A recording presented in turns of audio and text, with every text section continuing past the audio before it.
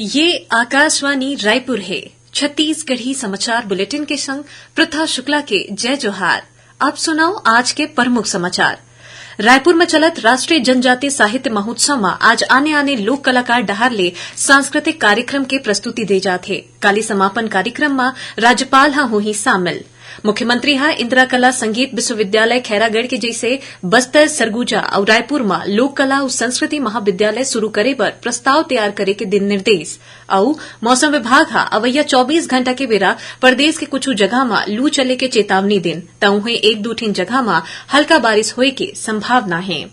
अब समाचार विस्तार ले।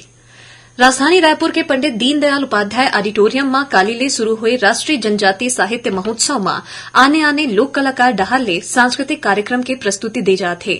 महोत्सव में काली पहली दिन क्रांतिवीर गुंडाधुर ऊपर आधारित एक थे नाटक के मंचन करेगी। संगे संग लोक कलाकार डहार ले कर्मा, सैला, मड़ई और कक्सार नृत्य के आकर्षक प्रस्तुति देगी। एकर अलावा महोत्सव में राज्य स्तरीय जनजातीय नृत्य और चित्रकला प्रतियोगिता घलो आयोजित करे जाथे।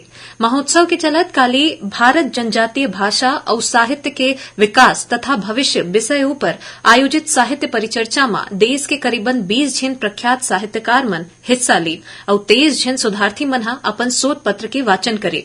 3 दिन तक चले वाले ए महोत्सव के समापन काली 21 अप्रैल के होवैया है। समापन कार्यक्रम के मुख्य अतिथि राज्यपाल अनुसुईया उइके होही। उन्हें कार्यक्रम के अध्यक्षता केंद्रीय जनजातीय कार्य राज्य मंत्री रेणुका सिंह करही। संगे संग आदिम जाति और अनुसूचित जनजातीय विकास मंत्री डॉ प्रेम साय सिंह टेकाम विशिष्ट अतिथि के रूप में शामिल होही।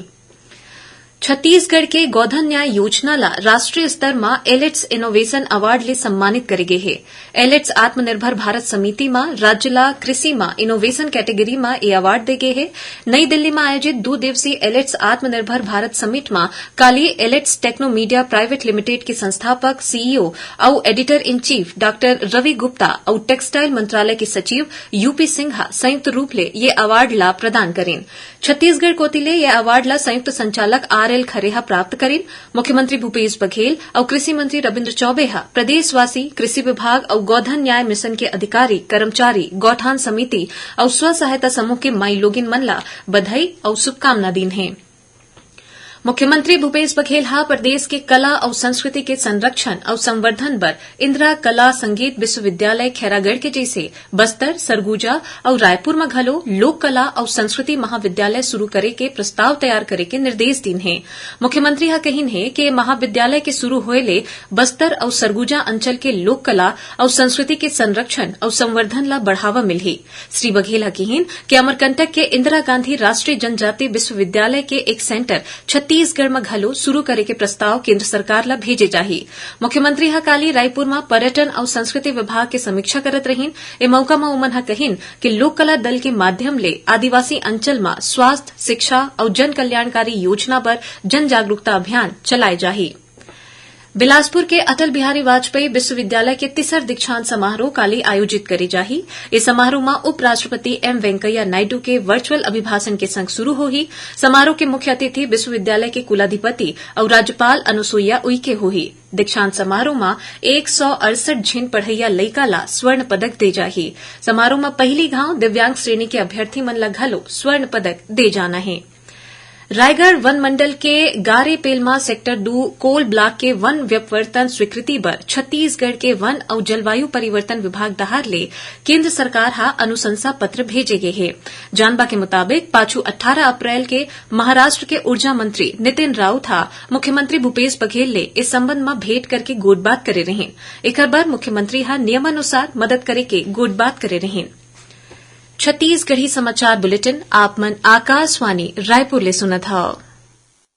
छत्तीसगढ़ की खबरों से है आपका वास्ता और खबरों की विश्वसनीयता से है हमारा वास्ता। आकाशवाणी समाचार रायपुर के प्रादेशिक समाचार बुलेटिन के साथ ही हमारे समसामयिक कार्यक्रम आप रेडियो के अलावा अपने मोबाइल पर भी सुन सकते हैं। आकाशवाणी समाचार फेसबुक, ट्विटर और यूट्यूब पर भी उपलब्ध है। हमारा Facebook page Chhattisgarh news on AIR, Twitter handle CGAIR news और हमारा यूट्यूब चैनल है छत्तीसगढ़ AIR न्यूज। तो अब रेडियो के साथ ही आपके मोबाइल के जरिए भी हम पहुंच रहे हैं आप तक। छत्तीसगढ़ की हर खबर के लिए सुनते रहिए आकाशवाणी समाचार। अब आगू बढ़बो बाची समाचार कोती। आजादी के अमृत महोत्सव के चलत काली मुंगेली में निःशुल्क विकास खंड स्तरीय स्वास्थ्य मेला के आयोजन करेगी।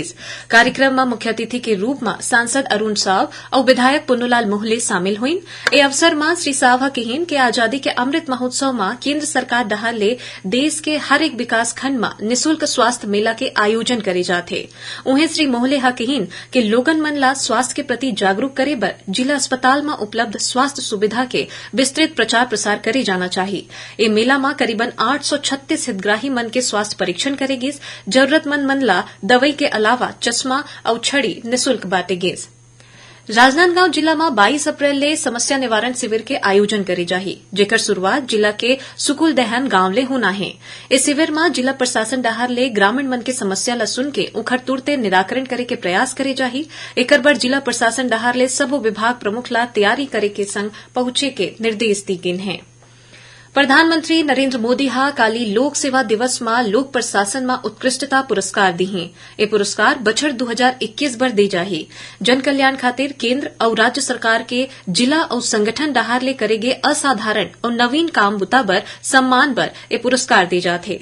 लोक सेवा दिवस के अवसर में आज नई दिल्ली में 2 दिन के कार्यक्रम के उद्घाटन करेगी।